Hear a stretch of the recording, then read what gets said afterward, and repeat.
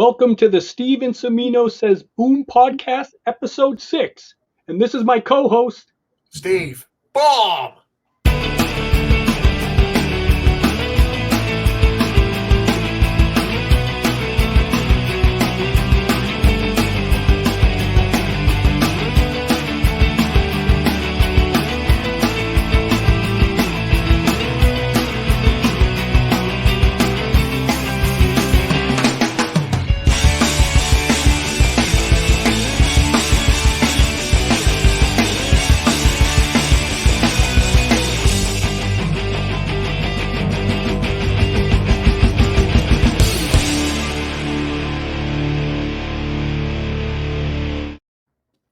Hello, and welcome everybody to the Steve and Cimino Says Boom podcast, episode number 6. Ooh, we had a great episode, our last one, number 5, with the great Steve Englehart. We got a lot more coming in. Also want to thank our legend here, Otto from the Grotto, from Three Men in a Basement, with all the technical support. And hey guys, just happy to be here. So for all of you guys who don't know, I'm happy to hang out with these legends and listen to all the comic book stories that they have. But listen, for this channel, please remember to comment, share, like, subscribe, all the videos. Check out it. Thank you very much for watching. This is comic lore at its best with two legends right here. So hope you guys enjoy this content. all right, Otto. Steve. Oh, I got one for you. I got one for you. This time I'm going to spotlight something that I hope that you're going to love, which I know you very well. So I know. Steve, do you have any idea what we're going to be talking about today? Well, I did know that I heard on the ether that you're going to talk about my boy Thor against my boy Hulk. It's a tough one for me on that one. But yes, I'm sort of excited to, we've never talked about this. So I'm curious where you're going to go with this. Okay, well, first we got to go to the starting of all this. Okay, when you come here, this is basically started in 1963 to 1965. This right here is the coming of the Avengers. And why this is so important, this basically laid the foundation of the Avengers, of the Marvel universe, because it's not known, but they don't know if Stan and Jack created this multi-story saga that went through a bunch of issues. And they don't know if that was by mistake or that was by accident or what was intentional. There's a debate about that. Was it Kirby's idea? Was it Stan Lee's idea? But if you notice, this story goes from Avengers number 1, number 2, number 3, then it goes into Journey into Mystery 112. Then it goes into Avengers 4. Then Fantastic Four 25 and 26, and then it ends in Avengers number 5. Now, why this is so important? Okay, you got the formation of the Avengers for the first time. You got the Hulk quitting the Avengers in issue number 2. And then you get the first meeting between the Hulk and Namor. You remember that when they meet on the Rock of Gibraltar, I think it is. Oh, yes. Yeah. And then you have the introduction of the first Silver Age Cap. You know, his first appearance comes in there, then the first meeting between the FF and the Avengers. And what makes this so interesting is the Hulk basically battles through all these issues. And Namor does too, but not to the extent that the Hulk does, because, come on, let's say Hulk smash. So this is such a significant series that basically the whole foundation of the Marvel Universe, the MCU is all built right here. But what we're going to spotlight in today, it had 2 incredible slugfests, Hulk vs. Thing and Hulk vs. Thor. Now, why this is so important, we're going to spotlight on Journey into Mystery 112. Now, why this is so important is that issue actually came out a year after the series concluded, because this came out in 1965. But why was that so? Why did that happen? Because this was the first time Stan and Jack put a backstory that wasn't said in that original saga that happened in the background. So they basically tell the story, what happened right there in Avengers number 3 in the background, which comes to this issue right here. Now, Steve, I'm going to tell you something. This was the first big issue I ever bought when I was a kid. I remember it was the most money I ever spent at the time. You ready for this? $8.50. I bought that Journey into Mystery 112. I remember seeing it in the box. Can you believe that? And it was probably a nine something. It was such high grade. Wow. Yeah. As you know, back then in the 80s, how cheap this stuff was. But Steve, this is going to make you laugh. I would always buy this issue. Not the reprint, that one. By the end of my collecting career, I had probably 45 of those issues because I just had to buy them all. What do you think about that, Otto? Huh?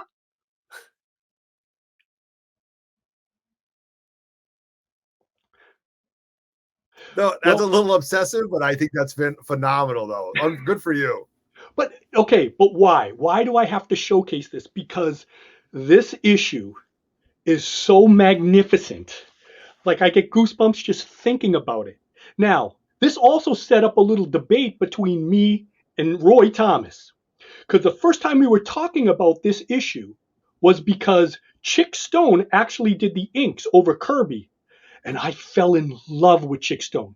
And I would tell Roy, Chick Stone's my favorite inker over Kirby. And he would go nuts. He'd be like, over what? No, Joe Sinnott's the greatest. Now, okay, technically he may be, but in my feeble mind, my obsessed mind, Steve, Chick Stone is my favorite because this issue will be buried within me when I die.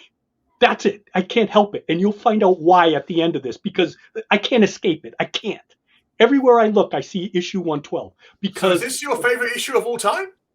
Single issue of all time because it's a self-contained issue. Yes, my favorite. Wow. It's like I can read it all the time. Like I have one on the toilet. I got one coming out of. I got one like I have it in every part of the house, like everywhere. Not as many anymore, but I used to have it everywhere, stacks of it. Okay. So why is this so significant? As everybody knows, come on, Steve, you know this too. What was the big debate at the time? Who's stronger, Hulk versus Thing? Fantastic Four 25 proved it, and even Stan said in the letters pages that the Thing was not as strong because he was smaller, but he was a better fighter.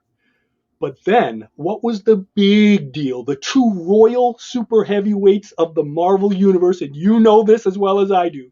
But then who's stronger, Hulk or Thor? Which became the Roy even said that they flooded, the people just, the fanboys, all those Marvel people, they just flooded the offices with the questions over and over. So this right here, this issue right here was a testament to all that fan mail and stuff. Now, Otto, first page. We're going to open the page now. We're going to open the book. Here we go, right here. Okay, look at this. You got the Thor fanboys and the Hulk fanboys yelling at each other. Who's stronger? Who's better? Steve, can you just read me the title? Just the title, please. The Mighty Thor battles the Incredible Hulk. But look at that. Oh, and you want to know something, Steve? This is going to make you laugh. I saw this piece on sale years and years ago, maybe in the late 80s. Guess how much this original art piece was going for? It's like $100? No, $5,000. Oh. Can you believe that? Back in the 80s? No, late 80s. Late 80s. It was a late 80s. Okay. It makes sense. Well, wow, that was expensive even then. Wow. Well, God, I mean, how much would this thing go for today? Okay. Oh, you're talking $500K. Oh, God. Okay, so you have the two Thor and Hulk fanboys, and Thor just happens to be flying over. Otto, next page. We're going to go step by step through this issue. How cool is this? Now, what makes this so great is that you know how during the 60s, the Marvel was so popular with the college crowd. So Stan always being pretty smart, and he would always integrate this stuff with the college crowd. So you got Thor just landing there and seeing all those kids. So they're asking him, basically what I would do, Thor, who's stronger? You or the Hulk? Who's stronger? I would be doing that too. And Thor will talk to them, and he will tell them about something that happened in the past, which was Avengers number 3, when the Avengers was fighting Submariner and the Hulk. But what's so funny here is you can, in the second panel, like excuse me, in the top panel, you see one of the kids says, like, why are you going to ask Thor? He's going to lie. He's just going to say he's the strongest. And then, Steve, can you read the second panel? The second panel, what Thor says to the little punk? The little punk? Oh, I heard what you said. Know all that son of Odin speaks only the truth. And then look what the little punk says. Sure, Thor. No offense. Meant honest. You know, it's awesome. So Thor with this booming voice. Okay, I just love that. Yeah, but you know, there's also like there's older guys there. That guy with the hat, he's like in his 30s. It's like, what the hell are you doing there? But look at how awesome this is, how they integrate with the fans. Was DC doing anything like this at the time?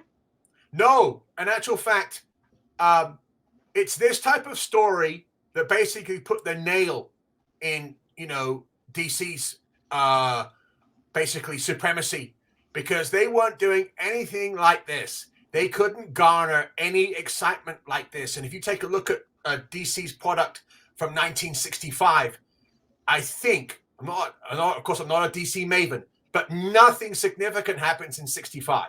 It's basically your same old drivel, Superman, you know, Batman. Batman at that time was like, ugh. You know, world's finest. You know, forget about Hawkman. They had nothing. What about that checkerboard that they had at the top of the comics to try to make them hip? Yes. Yep. Yeah. They were. You can only imagine what the DC editors and creators were thinking when they saw that, because you know they had a certain arrogance. They were like, well, these young upstarts. Well, with the amount of mail coming into Marvel saying, okay, that means that they generated far more interest. No one cared about, you know, well, who's faster, Superman or Flash? That was done, okay? We're talking about what kids really want to know, who is the strongest and toughest. Yeah. Okay, so then we go to the next page, Otto. Yep, here we go.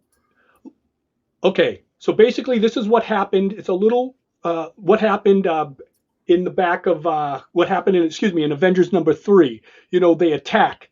They're attacking, blah, blah, blah, blah. And I love the kids going back. Look at them hanging on Thor, and they're just wanting to know what's going on. And say, Otto, Steve, could you read the last panel? Yes, there was much more. There was a battle between the Hulk and me, which no one else knew about. See, there it is. There's the key. What's going on? Okay. Next page. Okay, look at that top panel. Look at what Kirby did right there with the amazing perspective. You got, because people will recognize this who read Avengers number 3. They know that Iron Man and Submariner engage, and then you don't see the Hulk and Thor and everybody else. Look at behind. You got the Hulk. Oh my God! I just love that panel. Then look at the back. Now, see, I'm a big Hulk with the rope on the pants. If you look at his cute little bosom, look at the ripped pants with the, oh my God, it just, when he's trying to, whoom. So basically we see the action. Just look at the pacing Kirby does. Now you got to remember, this wasn't going on this was so new and radical because this was not going on at DC. Otto, next page. Okay, this is where it's off. So the Hulk and Thor battle in these caverns, and they're going to go one-on-one. But Thor, even with his little ego, he wants to, he's kind of interested in who's stronger too. So he makes this whirlwind, and the Hulk can't get into it because look at that. Look at the perspective. Even the yellow, the green, and the red, you may go, why would Odin be wearing that? Because it's fan-fucking-tastic. Look at that. Look at the perspective. Look at that. So what Thor is going to do is he's going to go to Odin. Why does he go to Odin? Otto, turn the page. He wants to fight the Hulk sinew to sinew, muscle on muscle. So Thor asks Odin to take the enchantment away from Mjolnir for 5 minutes. Bold of Thor, thinking he's going to take the Hulk out in 5 minutes. But he says, for 5 minutes, take away the enchantment so it doesn't turn me back into Donald Blake. Because at this time, if anybody doesn't know, if Thor was without the possession of Mjolnir for a minute, he turns back to Dr. Donald Blake. So what happens when he goes back to the Hulk?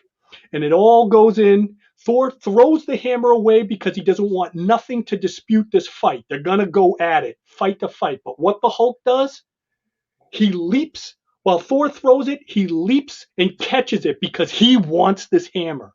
So here's the Hulk holding this hammer.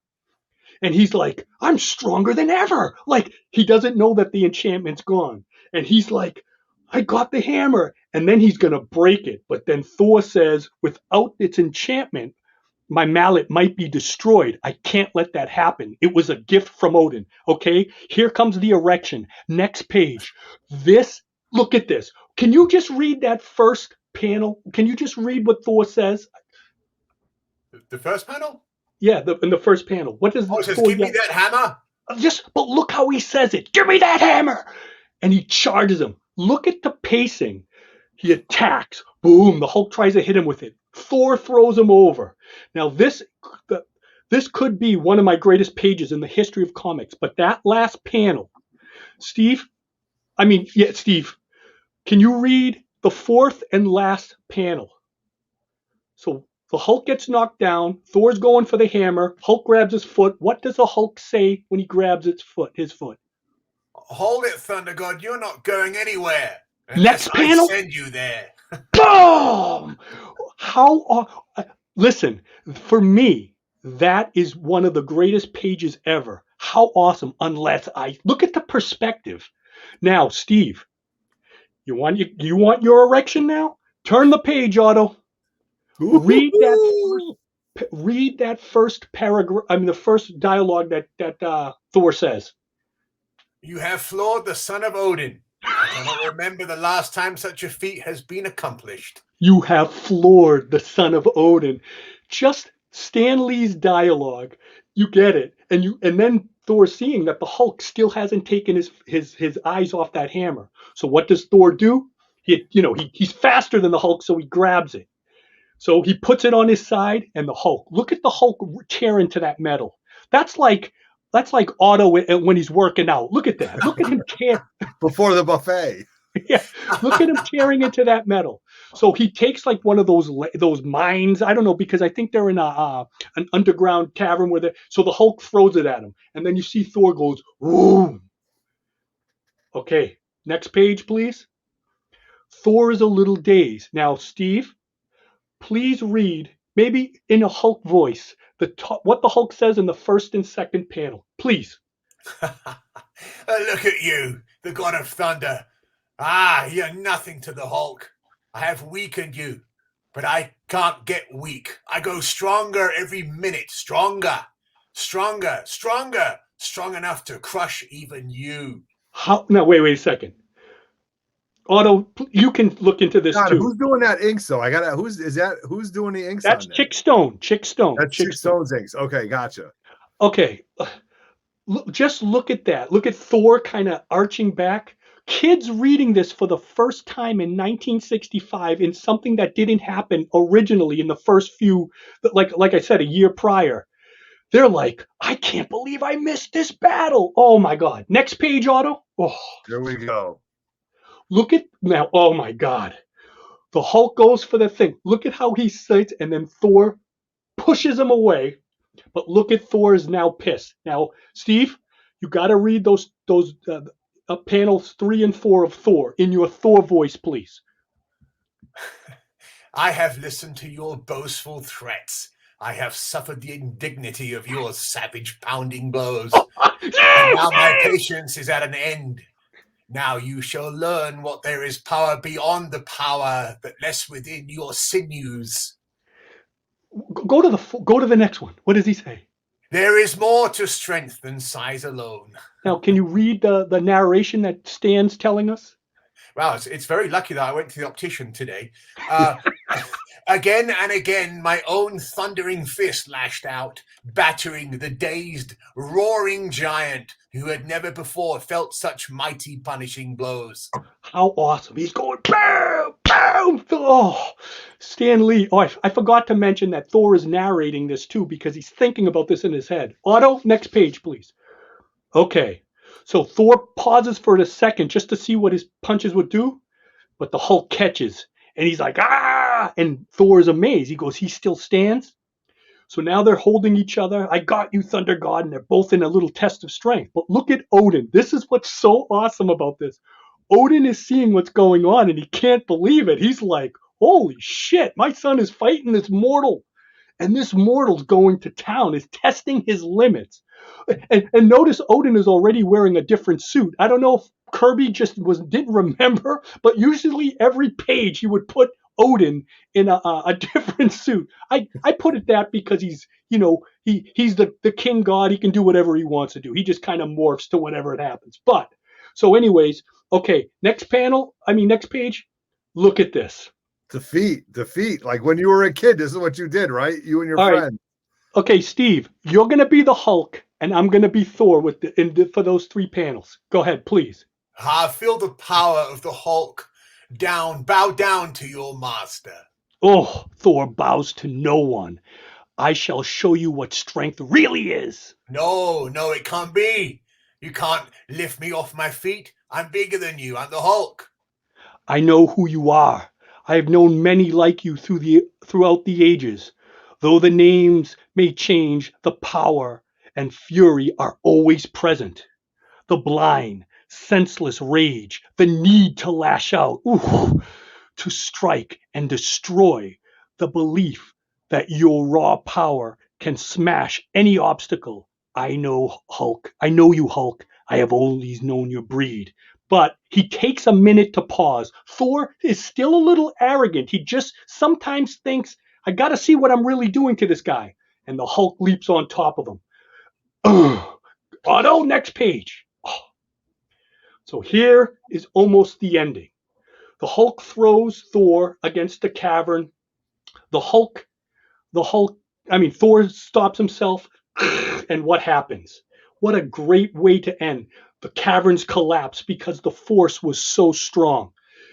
Collapse, and the Hulk is going, no, like the Hulk is pissed off too. Otto, next page, please. Look at Thor clearing like everything, but what's there? What is it? The Hulk has already dug himself away. So Odin goes back to Odin. He's looking and he's like, the time limit is almost up here. It's still, the fight's still going on. Eventually we'll see what happens. And then it comes back and you'll see, if you looked at Avengers number 3, after the Submariner hits Iron Man, he's running off.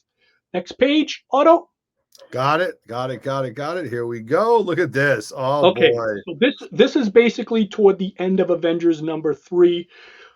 Right at that exact moment when the Hulk appears and Namor and the Hulk attack Thor, the power of Mjolnir comes back. And you see Thor in all his majesty and all his power swirling the hammer. But then it cuts back to Thor with the college kids, and they notice he's just been standing there like he hasn't been talking, because Thor has been thinking this all in his mind. He forgot about talk, but he really got into it. So when the kids are like, and then if you see Thor, what he says in the last panel, he goes, the fight, okay, next page, Otto. Here we go. Love it. Okay, here's the last page. What makes this so awesome? It's 2 things here. You see Thor standing, and they're basically asking him what happened. And basically Thor's saying that nothing happened. But look at Thor. He's pissed off about these kids. Look at him in panel 3. Otto, you look at this too. He's whirling Mjolnir around. Oh, yeah, of course. This kid. Thor's very egotistical. Thor's ego is. Steve, what would have happened if Mjolnir hit one of those kids? Wait. Go back to that, Otto. Okay, so Thor flies off. Now these last 3 panels is so incredible.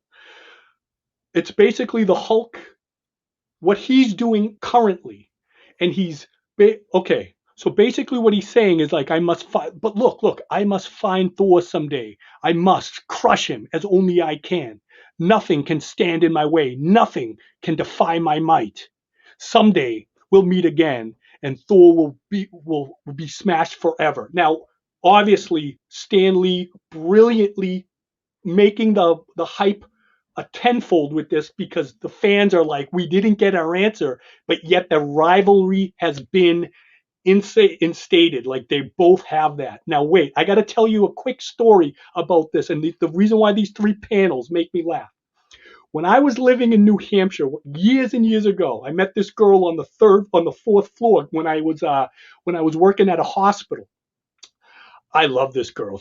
Oh my God, she was awesome. So we kind of hit it off. So we went out on a few dates. We went out around about 4 or 5 days later.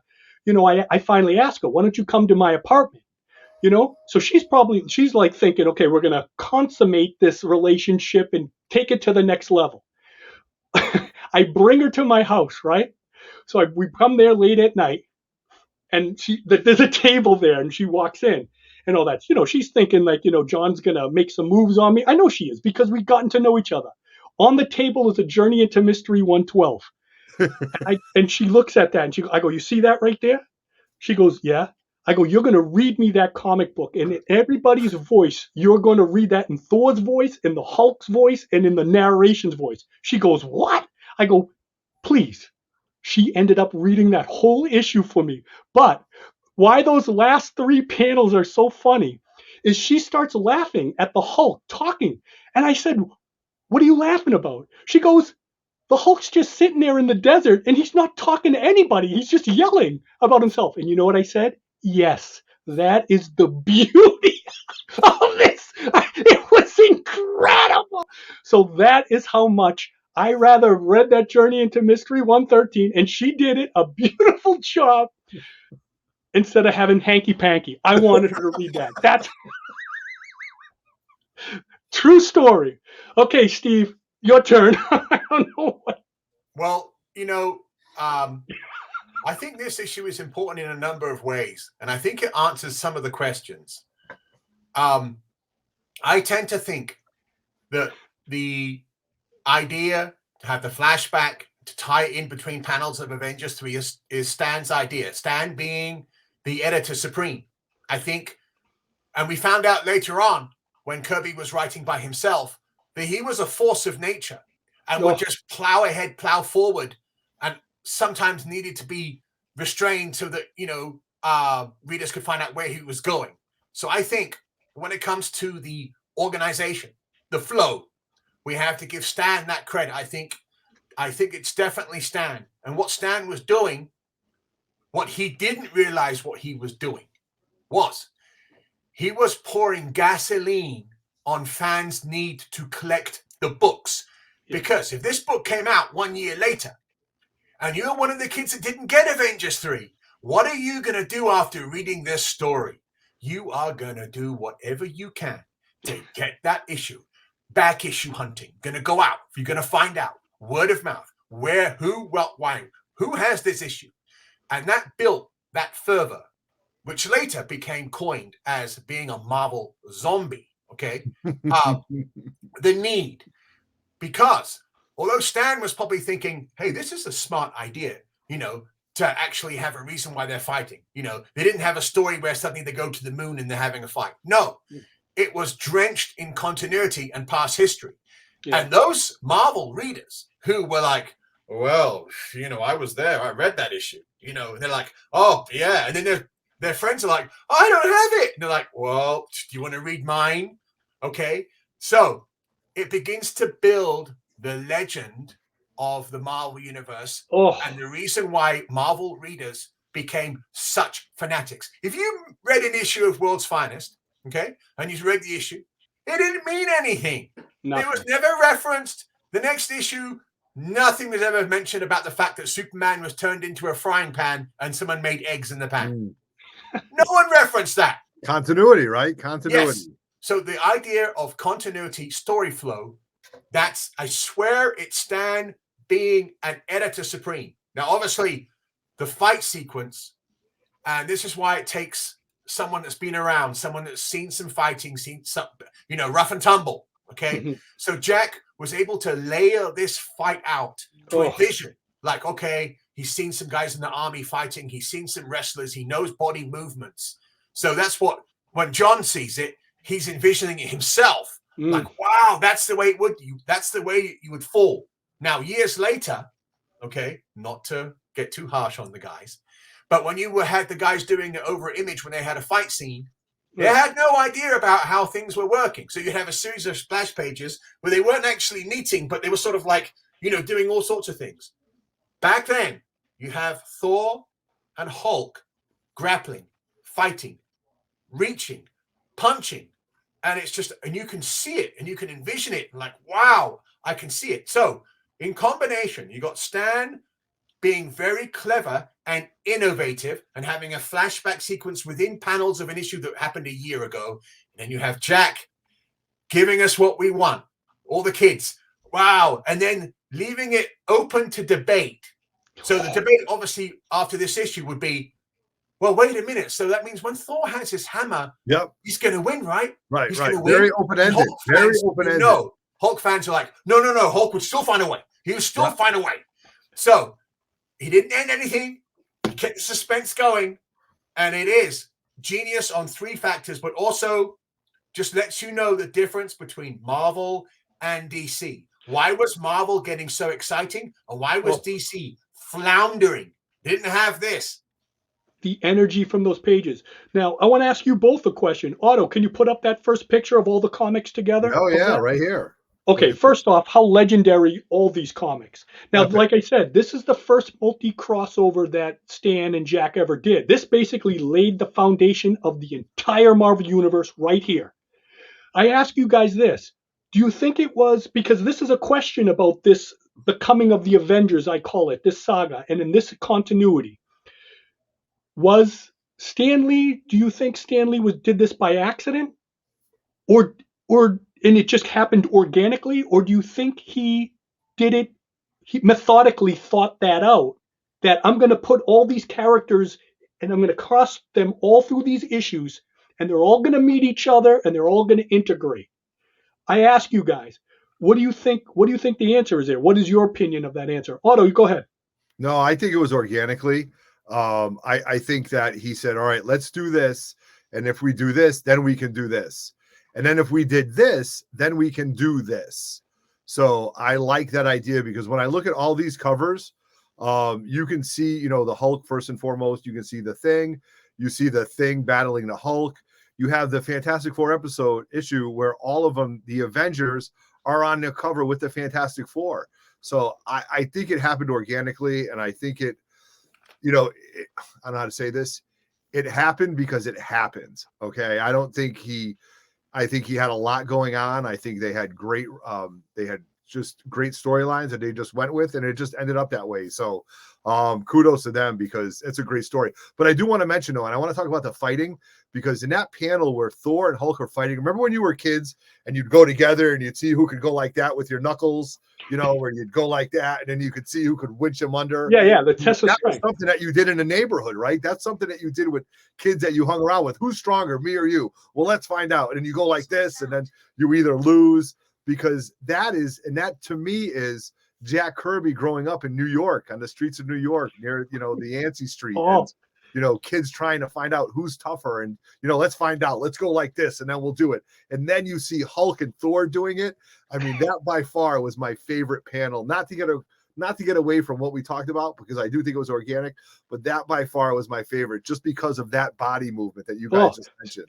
And Steve, before you answer the question, I wanted to point out, though it was the first time the Fantastic Four and the Avengers meet each other, it was also the first time the Teen Brigade was in there too, that they came from Hulk #6, and all of a sudden now they're in there. So he integrated Stan just knowing to put them all together, and they made this massive story. And one more quick thing I want to point out.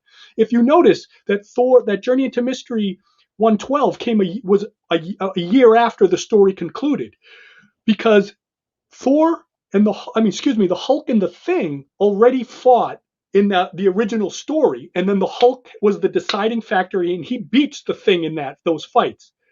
Now people are asking Thor, but he didn't face Thor. So Stan Lee bringing it back, let's put that as a background story, and now this is what the fans want to see, and I'm not giving them the answer. They're just going to keep coming back. Go ahead, Steve. I'm sorry. I think, yes, in a way, I agree with Otto that it was definitely organic. However, he was writing everything. He was also editing everything.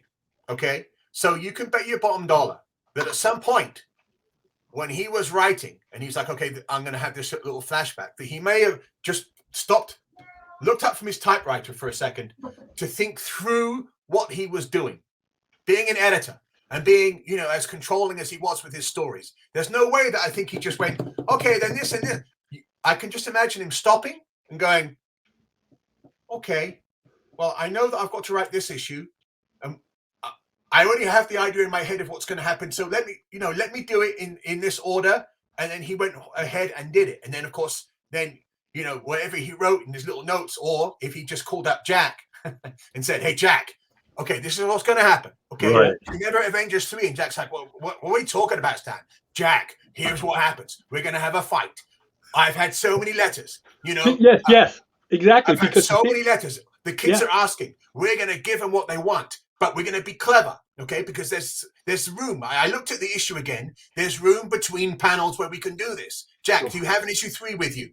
No, hold on a second. Let me look at it. Okay, get back to me.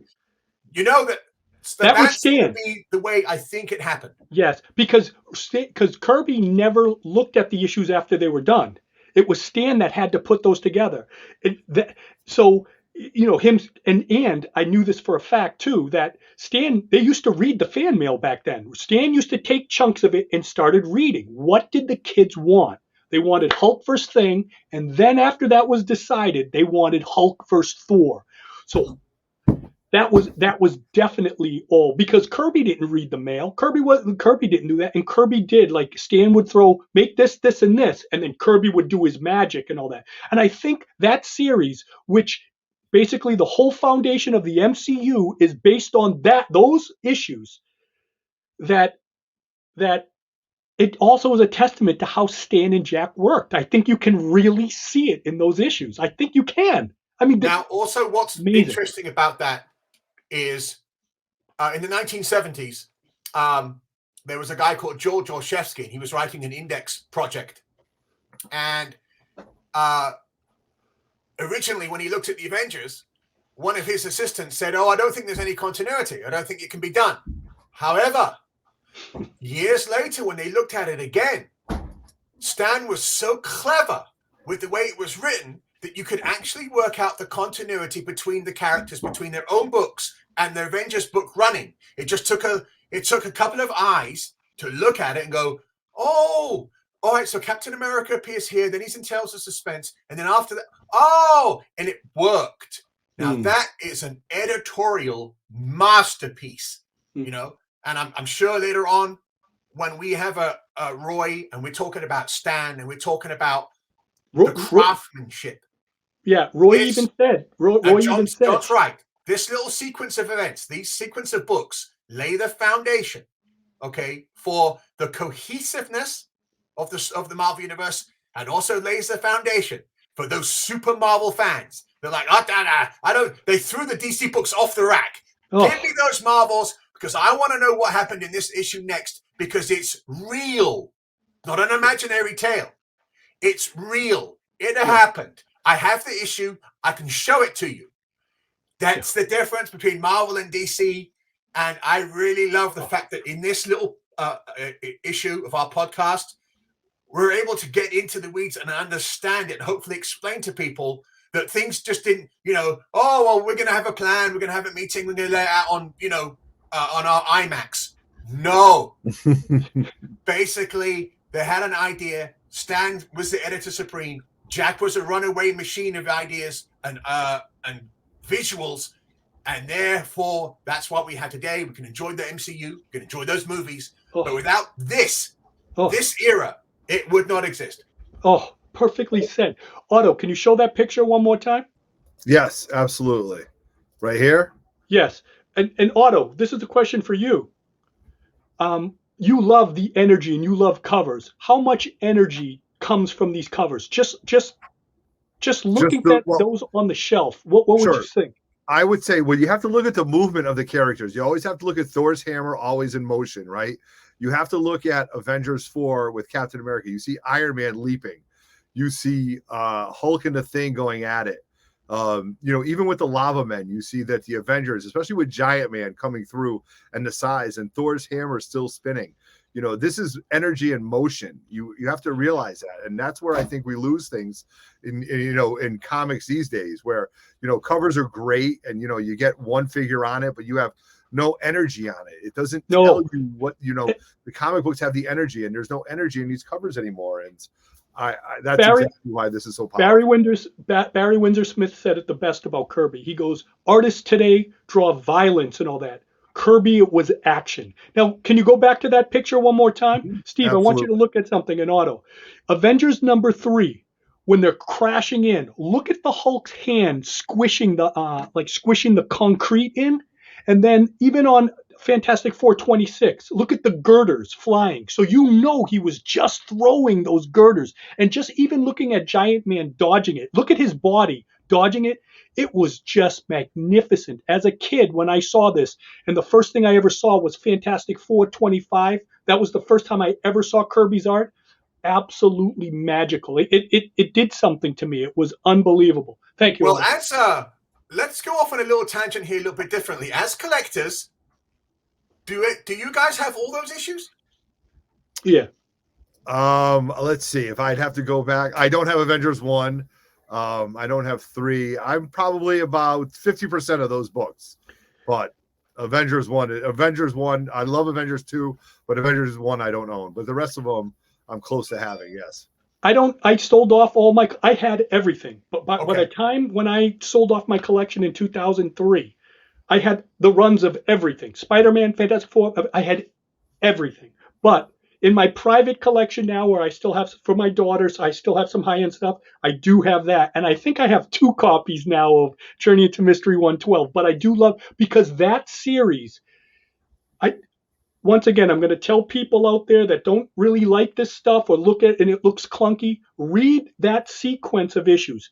Take it for what it is, and you're going to see that MCU that's making hundreds of billions of dollars, it all starts right there. And if you don't think so, then you don't know what you're talking about, because that's everything right there. That, for me, is the Holy Bible series of the Marvel Universe right there, because everything happens. And everything becomes together, and it's just all magic. And it was when Stan Lee and Jack Kirby were at the height of their power. Steve? Yeah. Obviously, when it comes to the collecting aspect, the only one I don't have is the Avengers 4. That damn thing, that book always eluded me. So yeah, that's an annoyance. But like enough, for me, I don't buy back issues anymore. I saved myself that pain. But yeah, I'm really happy that we talked about this today, because the cohesiveness of the Marvel Universe and the way that fans are created, the modern comic fan now demands this type of stuff. You better have a story. You better have an editor that says, oh, by the way, this story features this. Oh, no, this flashback happens between this issue. And in this flashback, the character was wearing this, this, and this. Let me send you, the reference material. That's how we deal with stuff today. Back then, it's like, and that's probably why Jack didn't get the costumes right for Odin. Hey, Jack, remember this? Yeah, I got it. Bang, he's drawing away. And then he's probably thought for a second, I'm drawing 6 books this month. Should I take a look at what I think I remember, and draws and gets on with it? Okay. But all the way editors handle books, the way stories are crafted and created today, in their professional manner, and they have all these editorial meetings, they have like 10 or 15 going away on a writer's retreat, and the editors are there and they're talking backwards and forwards. Their writer's retreat was Stan calling up Jack, here's what's going to happen. Are you ready? And Jack's like, okay, what's happening now? Okay, that issue where this happens, I want this, this, and this to happen. You get it? Do you remember, Jack? Well, come on, it's going to be a great idea. It's going to be good. Now, again, I want younger people today who think that everything was just factory sealed and done to try to imagine what it was like then, because you just go back a couple of years before that, and there was none of this continuity. No. There was no thinking about it, okay? And, of course, in our last little talk, we were talking about how they had to try and fix some continuity with Captain America later on. So Captain America comes back in Avengers 4. But what about the Captain America stories from 1950s? Right. Wow, what's going on? People like Steve Englehart going, well, wait a minute. And then Roy Thomas going, Oh, but how are we going to explain that? And then years later on, they get their stuff. But right here, it's Stan and Jack paving the way. And, this has been a lot of fun for me as well, John. I really appreciate this coming out. Okay, well, in ending, I just want, the only thing I ask for is to Marvel to put that out. I would love for them to put that out chronologically in a collected volume. They never have that. They always have 25 and 26, or then you get the whole run of the Avengers. I would love just a trade paperback, hardcover, if they would want to. I'd probably have to make one myself, but I would love for Marvel to put out, and it should be called The Coming of the Avengers, and it should be those issues right there chronologically. It would just be so awesome for me. Yes, and the introduction would have to be written by Roy so he could explain to us just how important it is. Oh God, I'm going to make this myself.